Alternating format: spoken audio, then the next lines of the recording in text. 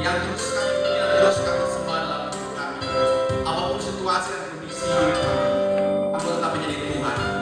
Engkau tetap Raja. Engkau Yesus yang luar biasa. Kami ada sampai hari ini, kami kuat. Itu semua karena kebaikan dan anugerah Tuhan. Terima kasih buat Yesus. Saat ini Tuhan, hamba akan menyampaikan kebenaran firman. Urapi hamba-Mu Tuhan, supaya apa yang Hamba sampaikan benar-benar menjadi kekuatan buat kami, menjadi mujizat buat kami, menjadi pengobatan, menjadi dokter dalam hidup kami, sehingga hidup kami semakin hari semakin kuat, semakin hari semakin merasa ada sukacita dan damai sejahtera yang melimpah-limpah dalam hidup kami. Terima kasih Tuhan Yesus, terima kasih. Sekali lagi berkati hamba-Mu, bahkan kami semua, berilah kami telinga seorang murid untuk lebih jeli lagi melihat kebenaran firman Bapa. Terima kasih Bapa, kuasai kami, kuasai pikiran kami, bahkan hati kami. Dalam nama Yesus, firman hidup berbicara. Haleluya, amin. Shalom. Shalom. Apa kabar? Baik. Ya, puji Tuhan, orang bersyukur lagi orang boleh dapat di rumah Tuhan yang luar biasa ini. Ya, walaupun cuma itu terus, tapi ya, saudara datang kemari yang mungkin dengan hal ya sakit, ya kekurangan atau apa saja, ya. Tapi saya kasih tahu bahwa orang harus sadar bahwa firman Tuhan itu tidak pernah buat hutang dalam hidup saudara. Ya, apa yang saudara lakukan hari ini pasti Tuhan akan ganti. Nah, hari ini orang belajar kebenaran firman Tuhan yang saya berjudul di mana letak rasa aman orang. Ya, karena kalau orang memiliki rasa aman yang tidak benar, itu bisa membawa orang itu kepada hal-hal dunia, saudara. Ya, karena memang manusia itu cenderung merasa aman kalau misalnya dia punya pekerjaan yang baik. Manusia itu cenderung memiliki rasa aman kalau dia punya duit banyak. Ya, ada orang bilang begini, kalau di Indonesia, orang kalau punya duit di bank, kalau sudah sampai 9 digit, ya 9 digit itu berarti sudah juta ya. Rasa amannya sudah lumayan.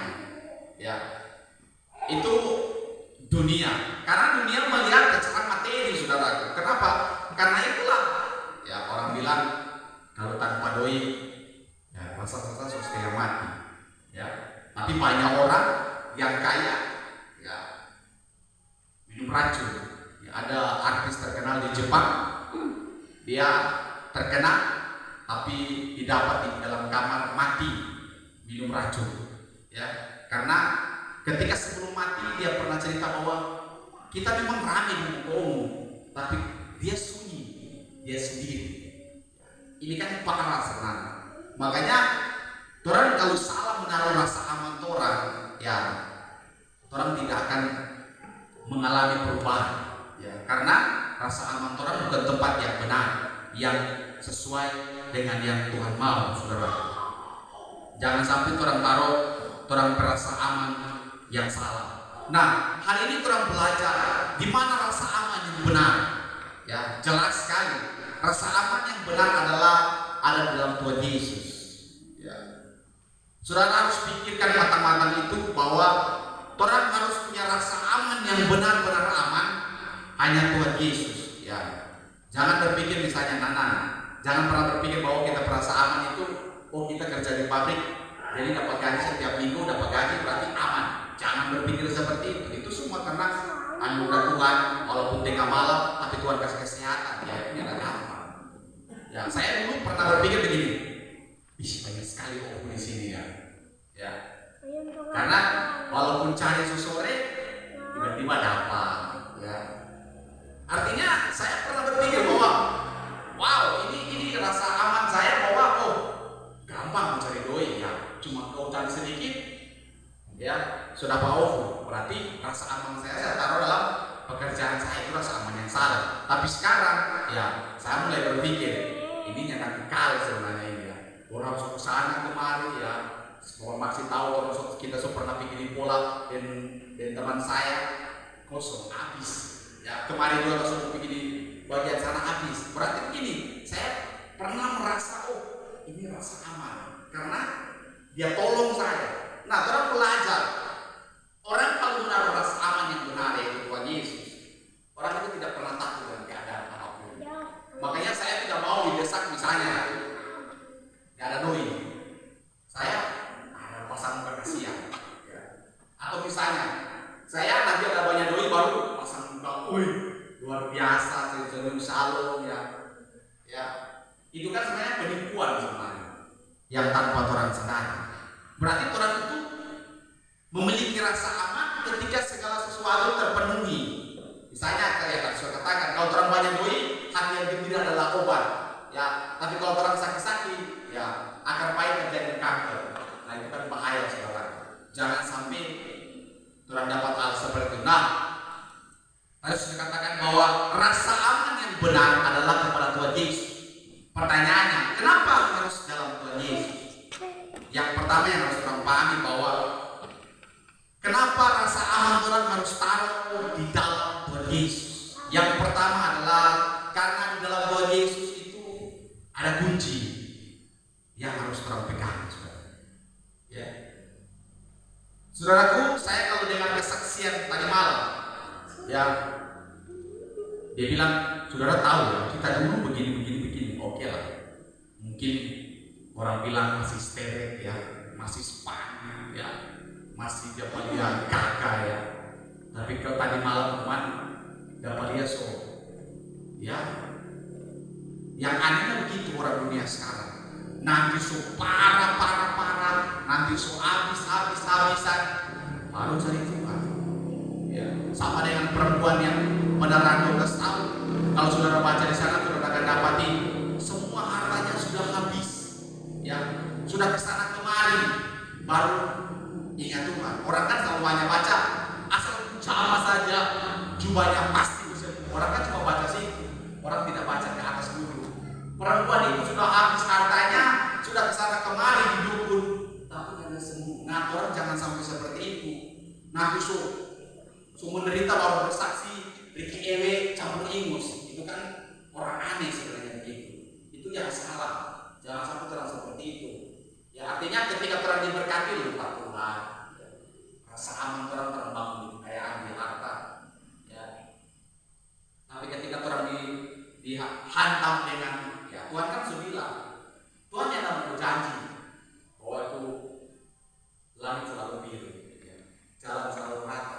Tapi yang Tuhan janji satu, ya adalah kasih kekuatan dalam hidup saya. Itu janji Tuhan.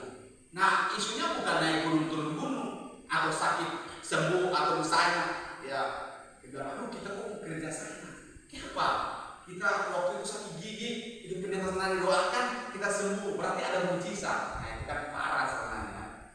Terus mesti hati-hati, jangan sampai rasa aman itu tadi terang bangun di tempat yang salah. Nah, terang buka dalam kebenaran firman Tuhan di dalam kitab Wahyu 3 ayat yang ke-7. Tadi saya katakan bahwa karena di dalam Yesus itu ada kunci kehidupan saudara. Ini yang pertama. Terang buka dalam Wahyu 3 ayat 7 sampai yang ke-8. Saya bacakan. Dan tuliskanlah kepada malaikat jemaat di Philadelphia. Wow, luar biasa. Ini Philadelphia. Anda tahu Philadelphia apa? Ini tahu. Arti Philadelphia adalah kasih persaudaraan. Jadi kalau satu gereja maupun musuh ya, kalau Philadelphia ya. Makanya saya selalu katakan, orang harus sadar diri bahwa orang ini domba. Ya. Tapi kalau domba yang patah itu bukan domba, karena kaget sampai pecah. Ya. Kalau orang sadar domba itu nggak bisa berdiri sendiri. Kalau domba itu, saudara kalau baca tentang di ensiklopedia, saudara akan dapat kalau domba itu kalau berjalan sendiri 100 meter itu gemetar sendiri dia, bergerak sendiri dia kalau berjalan sendiri. Makanya dia itu tidak bisa berjalan sendiri, nanti gerombolan. Ya. Makanya kalau bilang nama gereja Philadelphia, kalau satu gereja Baptis pinjam ya itu bukan Philadelphia, ya, itu perusahaan. Ya. Nah puji Tuhan, inilah firman dari Yang Kudus yang benar yang memegang kunci Daud. Apabila ia membuka, tidak ada yang dapat menutup. Apabila ia menutup, tidak ada yang dapat membuka. Jelas sekali saudara. Ketika saudara menerima Yesus dalam hidup saudara, saudara akan terima yang namanya kunci Daud. Ya, kalau saudara baca tulisan ini cuma satu kunci, tapi sebenarnya aslinya adalah kunci-kunci, berarti bermacam-macam kunci. Nah, saya sudah katakan bahwa orang perlu kunci. Nah, tanpa orang sadari, hampir setiap hari orang itu keluar masuk pintu. Ya, Yesus pernah katakan, akulah pintu. Barang siapa yang masuk melalui aku, ya, dia akan menerima dan dia akan keluar mendapat rumput yang hijau. Itu janji firman Tuhan. Nah, untuk masuk pintu, orang harus memiliki kunci. Ya, makanya saudara kalau lihat pengusaha-pengusaha hebat, ya, selalu begini. Orang kan selalu baca, modal, skill, apa semua. Tapi orang tidak pernah baca di bagian bawah. Kalau saudara dapat, andalkan Tuhan Yesus. Atau misalnya andalkan Tuhan. Ya, kalau orang Kristen andalkan Tuhan Yesus. Kalau orang-orang di luar andalkan Tuhan. Ya berarti begini, ada hal-hal yang tidak bisa orang kuasai saudara. Ya makanya orang perlu kunci. Kunci ini untuk membuka. Alkitab katakan bahwa kalau Tuhan membuka, tidak ada yang dapat menutup. Tapi pertanyaannya, kalau Tuhan tutup itu berkat, siapa yang membuka? Ya, orang pasti bingung. Tuhan, kita suruh berusaha, kita suruh kerja keras, kita suruh berusaha terbaik, tapi rasa-rasanya tidak ada jalan keluar, saudara. Tadi malam saya punya penglihatan bahwa pohon itu dicabut sampai ke akar-akarnya dan dibiarkan begitu saja. Tapi yang luar biasa, pohon itu tidak sampai layu. Ya mungkin hanya dicabut pagi, sorenya sudah ditanam ulang. Ya. Satu hari itu bukan satu harinya manusia. Ya. 70 tahun itu 3 jam. Kira-kira 3 jam. Jadi kalau saudara masih dikasih kesempatan untuk dengarkan firman Tuhan, kunci kebenaran firman Tuhan, berarti orang memang sangat memang perlu sekali untuk tahu siapa pengunci kehidupan, saudara. Karena memang orang kalau andalkan kekuatan, ya kita dulu waktu masih umur 20 ke atas, istilah masih begini, masih dia cari itu lelah, ya masih kulo memang masih dia cari itu lelah. Biar bermain 1 hari sebelum ya Claudia begitu, 1 hari dia bermain dorong yang rasa lelah, saudara. Karena istilahnya masih cari itu lelah, mencoba orang seusia 30, 40, ya orang waras dulu. Ya, artinya memang sudah merasa itu makanya saya katakan orang butuh kunci karena kekuatan manusia itu terbatas. Ya, jangan sampai misalnya orang tertaruh rasa aman orang itu di tempat-tempat yang misalnya kita banyak duit. Ya, jadi kita bisa bikin segalanya, belum tentu, saudara. Karena satu kali, saudara biar punya doi banyak, satu kali doi itu tidak bisa tolong, saudara. Atau misalnya, saudara, walaupun Alkitab mengatakan begini, istrimu adalah penolong. Oke lah, memang itu sangat betul. Tapi saya kasih tahu saudara bahwa satu kali istri pakai suami tidak bisa tolong untuk saudara ketika saudara mati. Ya. Mana ada misalnya dari istri mati, kalau suami bilang takut jodoh kita, ya nggak ada. Tetap dari suami itu hanya di atas kubur. Atau misalnya suami yang dikubur, istri mengatakan takut untuk kita sama-sama, ya nggak ada. Artinya tidak ada yang bisa tolong kita di dunia fana ini, karena semua fana. Ya, tubuh ini fana. Yesus pun secara daging, secara manusia harus mengalami kematian. Kalau orang apalagi manusia, orang harus mengalami kematian. Yang itu pasti akan terjadi. Saudara, kematian. Tua itu pasti, saudara. Saudara, hari-hari beli tim Tuhan, makan tim Tuhan, 30 tahun ke depan saudara akan tua. Ya. Jadi tua itu tidak perlu terang berusaha untuk kita perlu tanya, kenapa kita mau berusaha tua? Tidak ada orang begitu. Tapi kalau untuk berusaha muda kan banyak. Ya. Karena tua itu tidak perlu diusahakan, tetap akan tua. Itu hal-hal yang di luar daripada kemampuan orang. Jadi biarkan itu berjalan. Ya, karena isunya adalah ayat 8. Aku tahu segala pekerjaanmu, lihatlah aku telah membuka pintu bagimu yang tidak dapat ditutup oleh seorang pun. Aku tahu bahwa kekuatanmu tidak seberapa, namun engkau menuruti firmanku dan engkau tidak menyangkal namaku. Jelas, perhatikan baik-baik. Dikatakan pertama adalah aku tahu kekuatanmu tidak seberapa. Memang Tuhan tahu terhadap kekuatan tidak seberapa. Tapi hal yang pertama yang harus orang ingat adalah dikatakan bahwa namun engkau menuruti firmanku. Ya, saya kalau baca kisahnya Abraham, saudara, kalau cuma saudara baca begitu, saudara agak perasaan, Tuhan dia kok oke. Tapi saya kasih tahu saudara bahwa ketika saya baca di sejarah bahwa Abraham itu tinggal di negeri Uskasdi yang kekayaannya itu bukan main-main, saudara. Ya.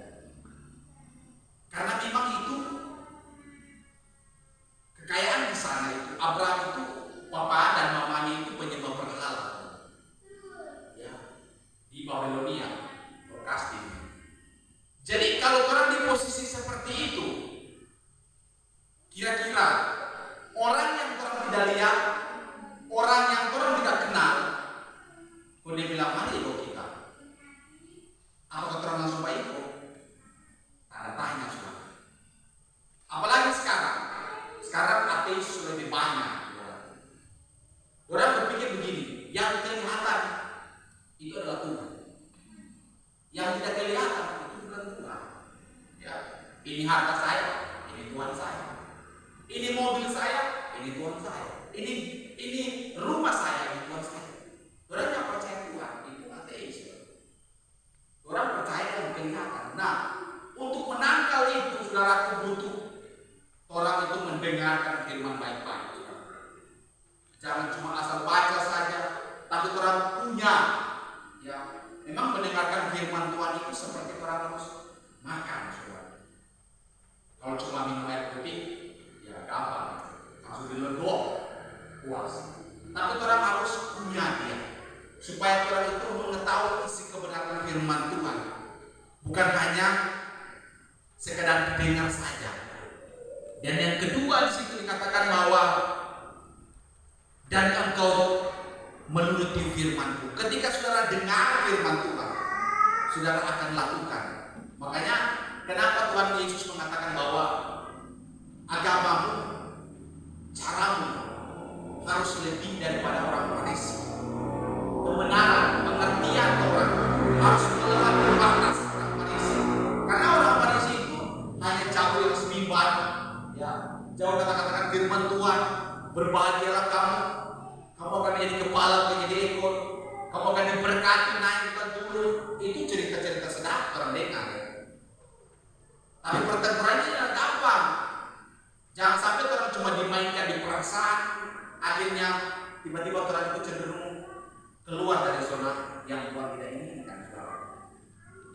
Tapi gembala bilang kok sedang ikut Tuhan, tidak gampang, saudara. Ya, satu kesaksian hamba Tuhan dia mengatakan, oh memang luar biasa sekali.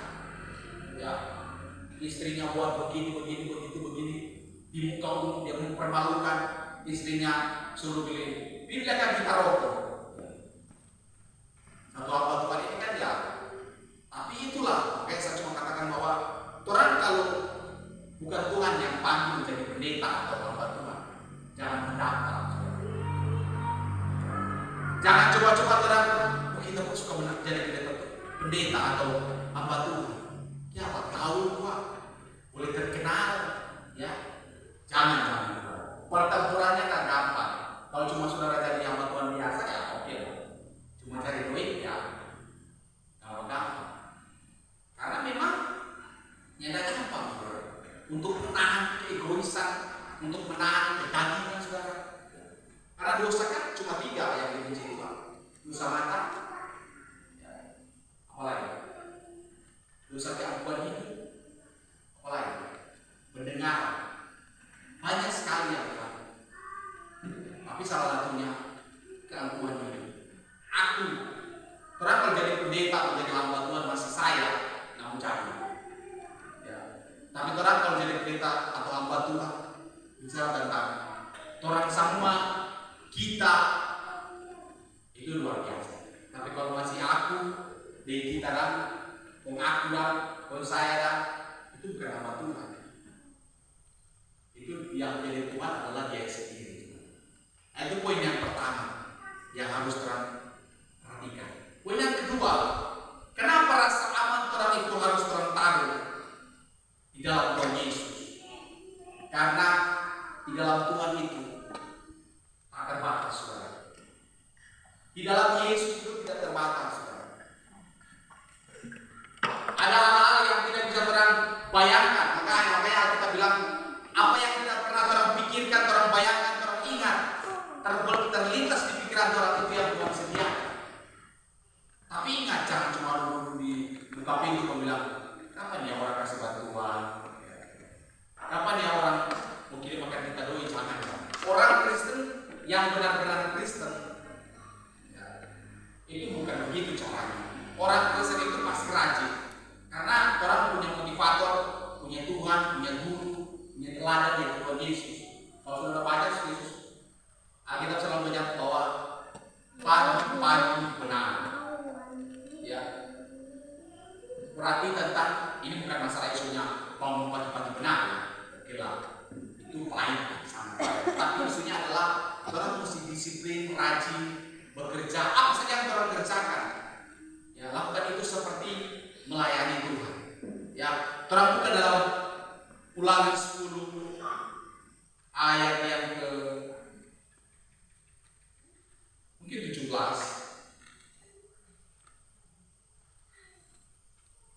sampai dengan 18. Saya bacakan saja. Sebab Tuhan Allahmu-lah Allah segala Allah dan Tuhan segala Tuhan, Allah yang besar, kuat dan dahsyat, yang tidak memandang bulu ataupun menerima suap. Jadi tadi saya katakan bahwa jangan sampai rasa aman orang bangun di hal-hal materi atau hal-hal fisik, saudara. Karena memang Tuhan tidak bisa disuap.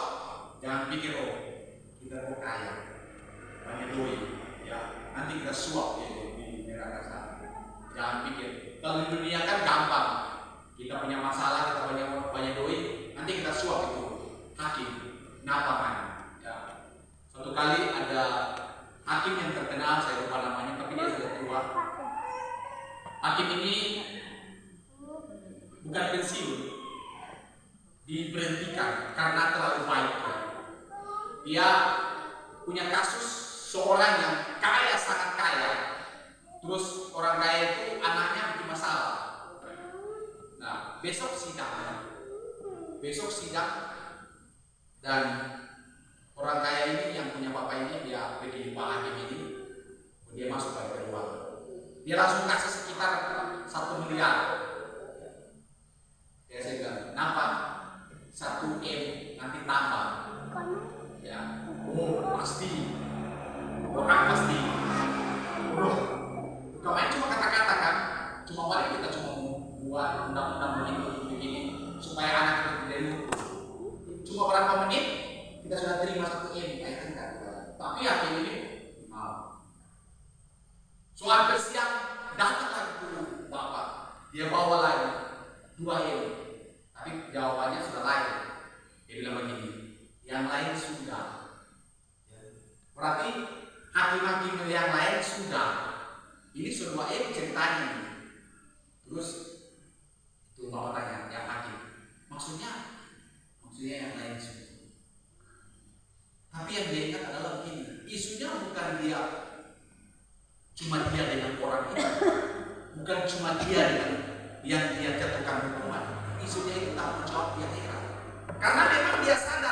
panggilan Tuhan untuk dirinya adalah hakim. Jadi dia harus lakukan itu untuk Tuhan. Nah, makanya setiap ketika dia tahu bahwa panggilannya adalah hakim, memang panggilan orang kadang-kadang beda. Jadi saya sudah pernah katakan bahwa orang tidak harus fokus bahwa orang kita mesti jadi pendeta supaya masuk surga. Seperti itu. Apa saja yang sudah kerjakan, lakukan itu untuk Tuhan. Makanya ketika walaupun dia disuap banyak saudara, walaupun begini, waktu itu saya memang kehabisan keuangan. Nah, iblis kan selalu begitu. Pas tiba-tiba, makanya terang mesti hati-hati. Saya juga belajar ini. Walaupun orang itu sudah kepepet memang habis duit, tapi ketika tiba-tiba misalnya esensi kita dirubah, nama dari satu M tinggalkan Tuhan Yesus. Kalau cuma begitu Pak, sebenarnya kalau tidak menjawab gampang, karena tidak berapa lama kok kita satu M cuma masuk agama tertentu saja, cuma beda agama Pak, kan sama-sama percaya Tuhan, atau beda organisasi, kan sama-sama baca Alkitab. Orang jangan sampai cuma hal-hal yang begituan untuk jual Tuhan Yesus. Ya, karena orang Tuhan orang sadar dia tak terbatas. Dia adalah Allah di atas Allah huruf kecil situ. Berarti Allah, ya Allah duit, ya Allah rumah, Allah segalanya. Ya. Tapi kalau orang sadar bahwa kekuatan Allah yang orang sembah ini Tuhan Yesus, berarti dia bukan terbatas. Makanya dalam situasi kondisi apapun, orang tetap taruh dalam perasaan aman kepada Tuhan Yesus. Karena tadi saya katakan, jangan terlalu didobrak dengan mainan perasaan. Misalnya, kita kalau habis duit, kita mau gereja. Kita kalau mau marah, kita mau gereja. Kita kalau punya masalah besar, kita mau ke gereja. Kita kalau nanti diberkati, baru kita pergi gereja. Kita nanti dapat berkat banyak, baru kita pergi gereja. Nanti kita dapat duit sekian juta, baru kita pergi gereja, baru kita melayani. Nah ini berarti begini, terang iman itu masih di-drive dengan hal-hal yang parah. Terang iman itu masih di-drive dengan hal-hal keuangan, saudara. Jadi kalau sudah naik ke atas, baru kita menyembah Tuhan. Kalau kita sudah diberkati, baru kita bersyukur. Makanya gampang sekali kalau orang diberkati, dikasih duit. Terima kasih Tuhan, gampang sekali terhadap begitu. Tapi ketika orang dihantam dengan berbagai masalah, dengan misalnya utang, dengan misalnya utang, sakit-sakit, apakah orang berani begini? Terima kasih Tuhan untuk sakit-sakit. Jarang orang yang mengucap syukur seperti itu. Karena yang ada dalam pikiran saya, ketika saya mungkin berpikir seperti itu, saudara bayangkan, kalau saudara baca baik-baik Yohanes 3 ayat 16, karena begitu besar kasih Allah dan dunia ini, sehingga dia tidak menyayangkan anaknya yang tunggal. Mati saudara. Kalau cuma baca begitu gampang. Tapi kalau saudara renungkan baik-baik, sedangkan DP anak sendiri dia kasih biang disalibkan. Namanya cuma saudara. Saudara harus renungkan matang-matang baik-baik. Jadi totalitas hidup saya dan saudara itu pertama kepada Tuhan supaya begini, jangan keadaan itu merusak hidup kita. Walaupun memang orang di tempat ujian, di tempat hal yang tidak nyaman, tapi orang tetap harus percaya bahwa Tuhan itu pegang kendali. Walaupun muka tembok, kiri kanan muka belakang tembok, atas bawah tembok, itu jangan buntu, saudara. Tapi orang percaya, karena Tuhan Yesus itu adalah Allah yang tak terbatas, Allah yang besar. Ya, dan saya katakan, jadi kalau orang kecewa, orang marah, orang benci, orang melakukan hal yang tidak menyenangkan hati Tuhan, yang rugi bukan Tuhan sebenarnya, yang rugi itu kita. Ya, karena tadi saya katakan Yohanes 3:16 itu bicara sangat luar biasa, saudara. DP anak sendiri saja, ya sudah bangsa Israel saja yang suku asli dipotong lagi orang. Gampang sekali dipotong. Jadi memang ketaatan yang Tuhan suruh saja memang harus taat setaat-taatnya. Taat totalitas. Ya 1 Petrus 4 ayat 18 berkata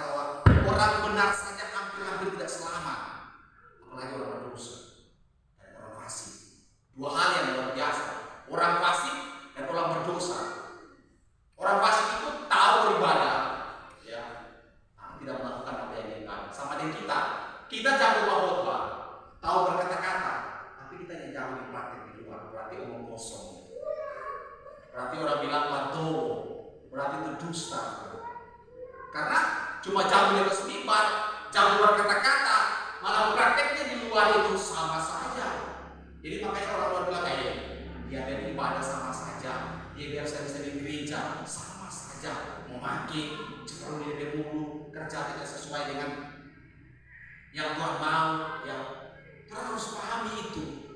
Bahwa memang ketika orang punya taruh rasa aman yang benar dalam Tuhan Yesus, berarti totalitas hidup saya dan saudara, orang itu taruh di dalam Tuhan. Karena memang orang percaya 100% Allah yang orang sembah adalah Allah yang setia, Allah yang luar biasa, yang tetap berada dalam hidup saya dan saudara. Yang orang harus lakukan adalah orang hanya perlu lewati saja.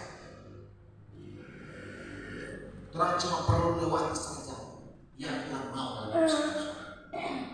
Karena poin yang terakhir yang harus orang pahami adalah kenapa orang taruh rasa aman orang hanya kepada Tuhan Yesus. Karena di dalam Matius 28 ayat 19 sampai 20 berkata begini. Matius 28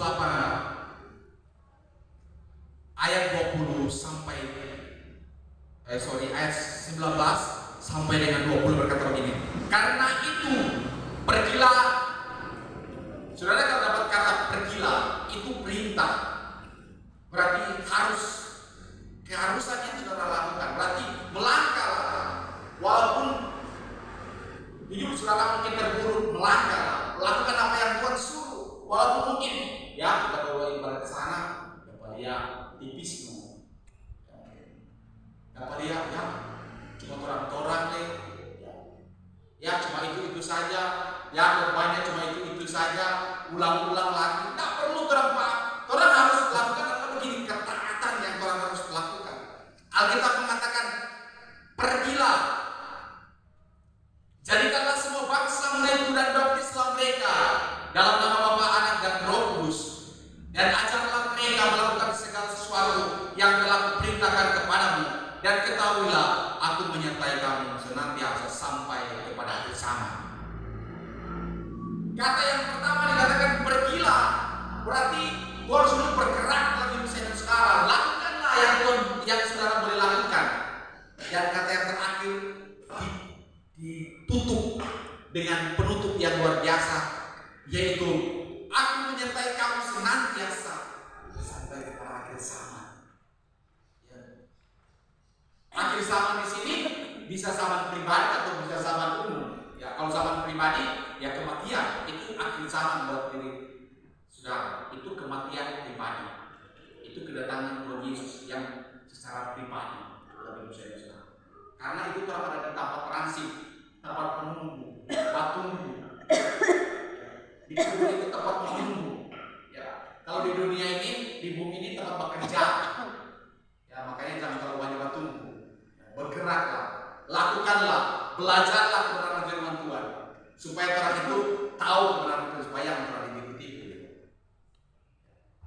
Jangan sampai orang bilang Allah Tuhan Yesus itu Roh Kudus itu beda. Tuhan Yesus naik ke surga, duduk di sebelah kanan Allah Bapa.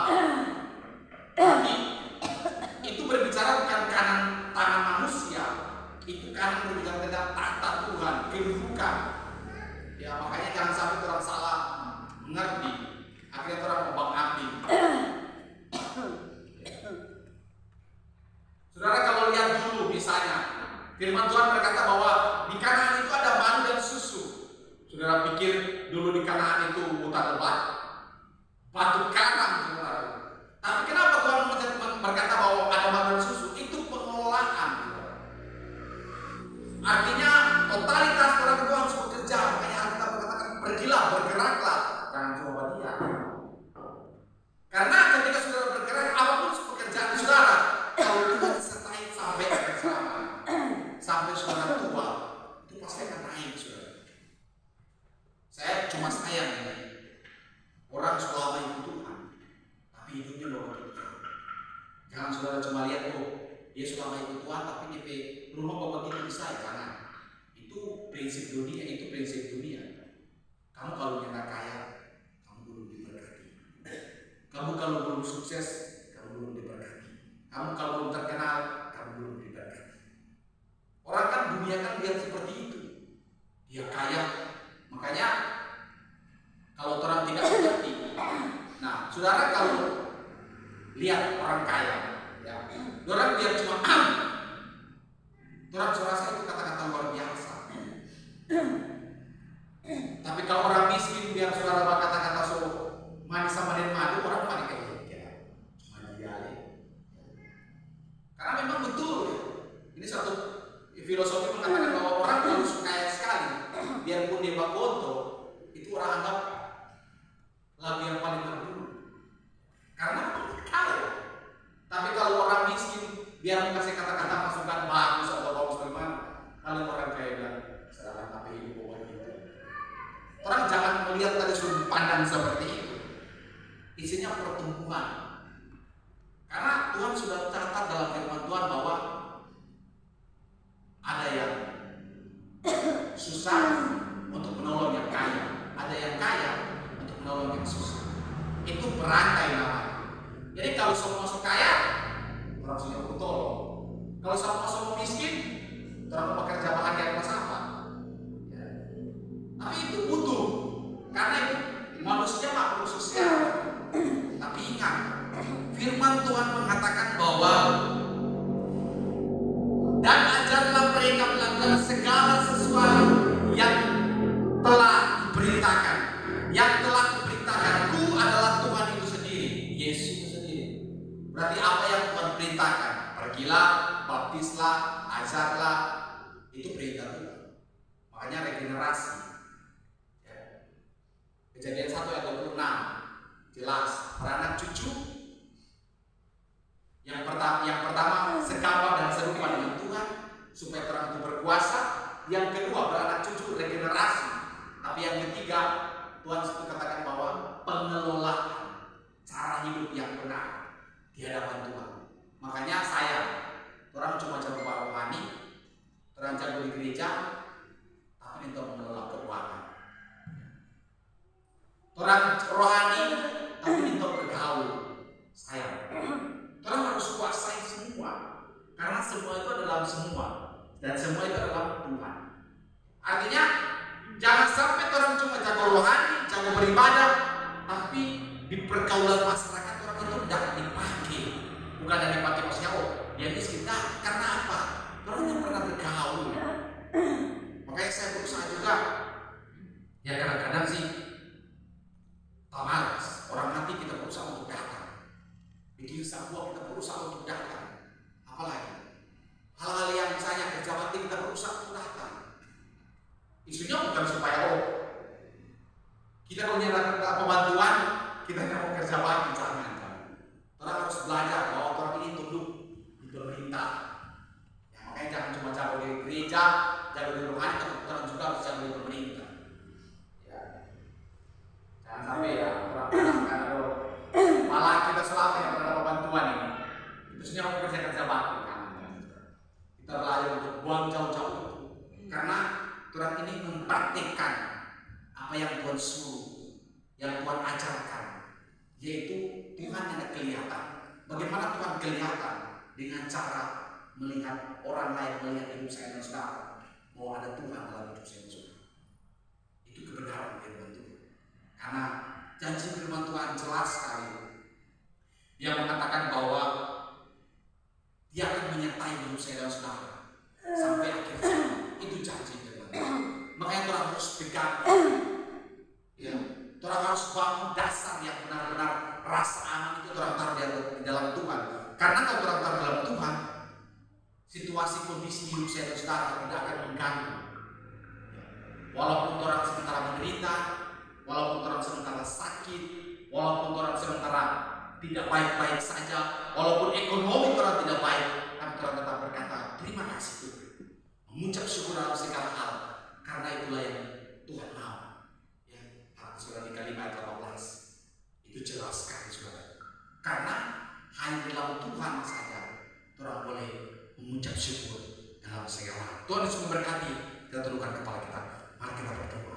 Terima kasih Tuhan Yesus. Ini firman-Mu yang hamba telah sampaikan. Ini kata-kata hamba pun terbatas Tuhan. Roh Kudus-Mu akan menerjemahkan dalam hidup kami. sehingga kehidupan kami semakin hari semakin diubah, semakin hari semakin diberkati, semakin hari semakin baik, dan kami semakin hari tetap mengandalkan Engkau. Kami akan belajar untuk taruh aman kami di dalam kebenaran firman. Kami akan belajar untuk terus mengerjakan apa yang Tuhan suruh dalam hidup kami. Apapun yang Kau taruh, talenta, karunia, pekerjaan, tanggung jawab, Tuhan, kami akan lakukan